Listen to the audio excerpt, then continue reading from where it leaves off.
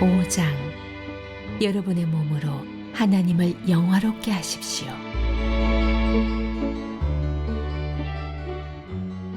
또한 나는 여러분 교회의 가족 가운데서 수치스러운 성행위가 행해지고 있다는 소식을 접했습니다. 여러분 남자들 가운데 한 사람이 자기 계모와 잠자리를 같이 하고 있다는 것입니다. 그것은 교회 밖에서도 용납되지 않는 일입니다. 그런데도 여러분은 그런 일로 당혹스러워하기는커녕 태연하기만 하더군요. 그 일로 비탄에 젖어야 하지 않겠습니까? 그 일로 무릎을 꿇고 울어야 하지 않겠습니까? 그런 일을 저지른 자와 그 소행에 맞서 어떤 조치를 취해야 하지 않겠습니까? 나라면 어떻게 할지 여러분에게 알려드리지요. 내 몸은 그곳에 있지 않지만 내가 여러분과 함께 그곳에 있다고 여기십시오. 무슨 일이 벌어지고 있는지 내 눈에 훤히 보이기 때문입니다. 분명히 말하건대 그런 행위는 잘못되었습니다. 그저 외면한 채 그런 행위가 저절로 없어지기를 바라지 마십시오. 우리 주 예수의 권위로 그 문제를 공개적으로 처리하십시오. 공동체의 교우들을 모으십시오. 나는 영으로 여러분과 함께하고 우리 주 예수께서는 권능으로 임하실 것입니다. 그 사람의 행위를 공개적으로 조사하십시오. 그에게 자기 행위를 변호하게 하십시오. 그러나 변호하지 못하거든 그를 쫓아내십시오. 물론 그렇게 하는 것은 그에게 충격적이고 여러분에게는 당혹스러운 일일 것입니다. 그러나 그를 지옥에 떨어뜨리기보다 그가 충격을 받고 여러분이 당혹스러움을 겪는 것이 더 낫습니다. 여러분은 그가 다시 일어서서 심판날에 주님 앞에서 용서받기를 원할 것입니다. 여러분이 그런 일들을 겪으면서 보인 경망스럽고 무감각한 교만이 나를 괴롭게 합니다. 여러분은 작은 것으로 여기지만 그 교만은 작은 것이 아닙니다. 누룩은 작은 것이지만 빵 반죽 전체를 아주 빨리 부풀어 오르게 합니다. 그러니 그 누룩을 제거하십시오. 우리의 참된 정체성은 한결같고 순수해야지 나쁜 성분 때문에 부풀려져서는 안 됩니다. 우리의 유월절 어린 양이신 메시아께서 이미 유월절 식사를 위해 희생되셨으므로 우리는 누룩을 넣지 않은 유월절 빵이 되었습니다.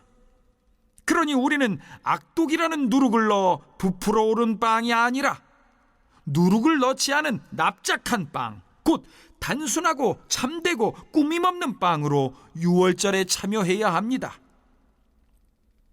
나는 전에 보낸 편지에서 성관계가 문란한 사람들과 어울리지 말라고 했습니다. 내 말은 그 같은 짓을 하는 교회 밖의 사람들, 곧 육체 노동을 하거나 사무직에 종사하면서 사기를 치는 사람이나 영적인 사기꾼들과 전혀 상종하지 말라는 뜻이 아니었습니다. 그렇게 하려면 아예 이 세상을 떠나야 할 테니까요. 그러나 내가 지금 말하는 것은 그리스도인을 자처하는 어떤 친구가 불륜을 저지르거나 사기를 치거나 하나님께 건방지게 굴거나 친구들에게 무례하게 굴거나 술 취하거나 탐욕스럽거나 이기적인데도 여러분이 아무 일 없는 것처럼 행동해서는 안 된다는 것입니다. 여러분은 그런 사람과 어울려서도 안 되고 그런 행위를 용납해서도 안 됩니다.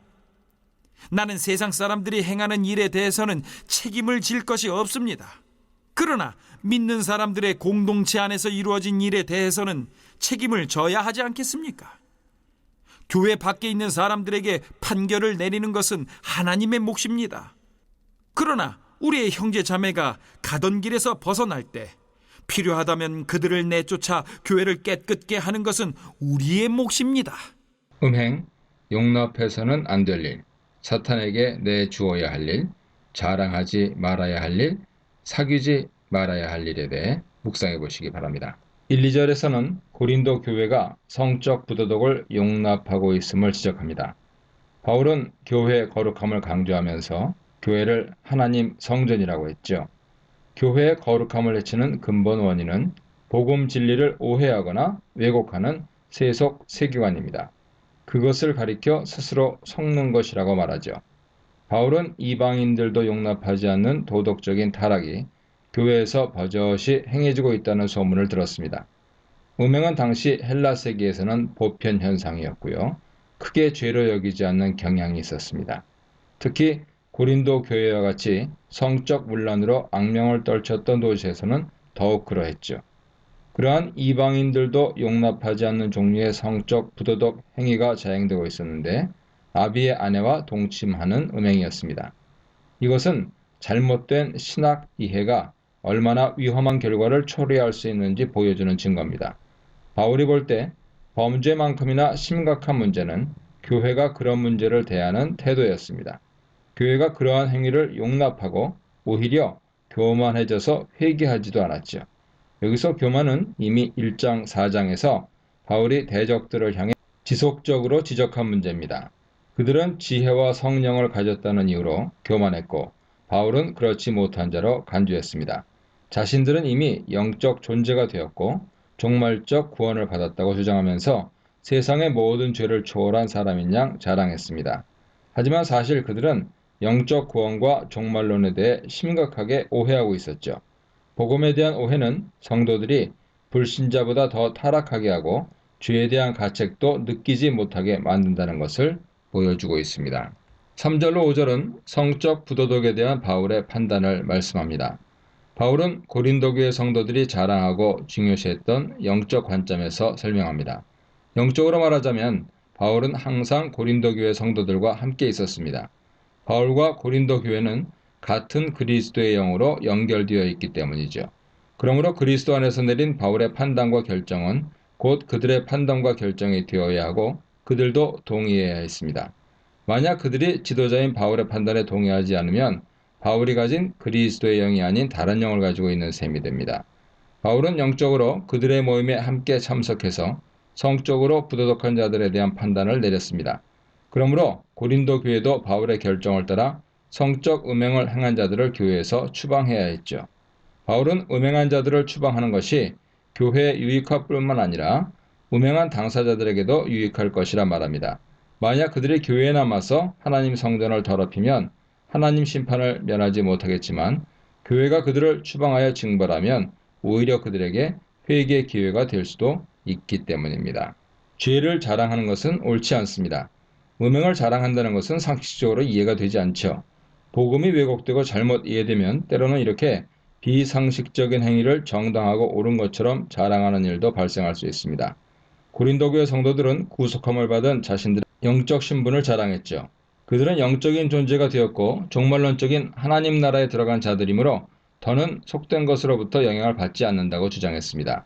이러한 사상은 영적인 무지와 도덕적 불감증을 가져옵니다. 그들은 이방인들도 죄악시하는 음행을 하고도 그것이 죄라는 사실을 잘 깨닫지 못합니다. 그래서 잘못된 신앙을 가진 그리스도인들은 불의를 행하고도 불신자들보다 더 양심의 가책을 느끼지 못합니다. 그리스도인들의 자기만족이 얼마나 위험한 것인지 보여주고 있죠. 이들을 교회에서 추방해야 하는 이유는 그것이 누룩처럼 퍼져서 온 교회를 타락시키기 때문입니다. 7절 8절에서 교회의 정결함을 지키라 말씀합니다. 7절은 너희에게 있는 오래된 누룩을 제거하여 너희 자신을 정결케 하라는 명령으로 시작합니다. 그렇게 해야 하는 목적은 그들이 새로운 반죽 덩어리가 되기 위해서죠. 바울은 유대인들이 유월절을 지키는 행위에 비유해서 교회의 정결함에 대해 설명합니다.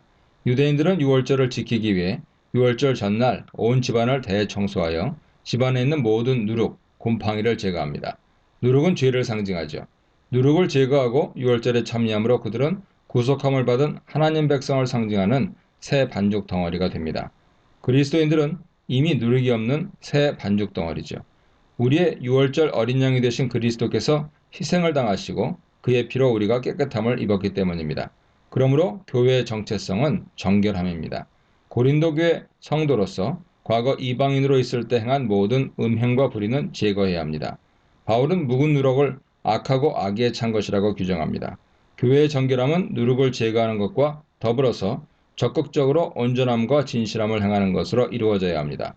죄를 제거한 곳에 온전함과 진실함으로 채우지 않으면 그곳에 다시 누룩이 자라날 수 있기 때문입니다.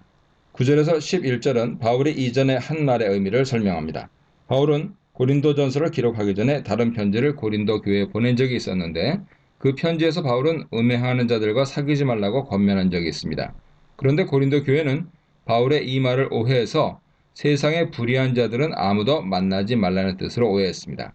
아마 이 오해는 진정한 의미에서 오해였다기보다는 바울을 무시하는 자들에 의한 일종의 비난 성격이 있었을 것입니다. 그들은 바울의 권면을 비난하면서 만약 우리가 음행하는 자들과 만나지 못한다면 세상 밖으로 나가서 아예 사람을 만나지 말고 살라는 뜻이냐고 항의했습니다. 그러나 바울은 그런 뜻이 아니라며 오해를 교정하고 있죠. 바울은 믿음의 형제라고 하면서 음행을 일삼고 누룩처럼 교회를 더럽히는 자들을 용납하지 말라는 뜻으로 한 말이었습니다. 그런데도 고린도 교회는 지금까지 음행한 자들을 자랑하고 용납하고 있었던 것이죠. 바울은 여기서 세상의 불의한 자들과 교회 안의 불의한 자들은 다르게 대하라고 말합니다. 믿음의 형제들은 하나님의 성전으로서 반드시 거룩함을 지켜야 합니다. 만약 거룩함을 지키지 못하면 믿음 공동체에서 추방되어야 하죠. 이방인의 음행으로 하나님의 이름이 더럽혀지지는 않지만 믿는 형제의 음행은 하나님의 이름을 더럽히고 성전을 타락시키기 때문입니다. 12절로 13절에서 합당한 판단에 대해 말씀합니다. 다른 사람을 엄격하게 비판하면서 자신에게는 관대한 것은 사람들이 범하기 쉬운 오류 중 하나죠. 그리스도인들은 특별히 조심해서 이러한 오류를 범하지 않도록 해야 합니다. 바울은 자신이나 교회가 세상의 이방인들을 비판하는 일에는 별 관심을 둘 필요가 없다고 말합니다. 세상의 불의한 자들은 하나님께서 판단하고 심판하실 것이기 때문이죠. 그러나 그리스도인들의 내려야 할 올바른 판단이 있습니다. 교회의 거룩함과 정결함을 해치는 행위에 대해서 엄격하게 판단하고 그것을 추방해야 합니다. 자신의 잘못을 돌아보지 않고 다른 사람을 함부로 판단하는 것은 분명히 삼가야 하죠. 그러나 자신의 잘못을 돌아보고 반성하는 판단은 반드시 필요한 것입니다.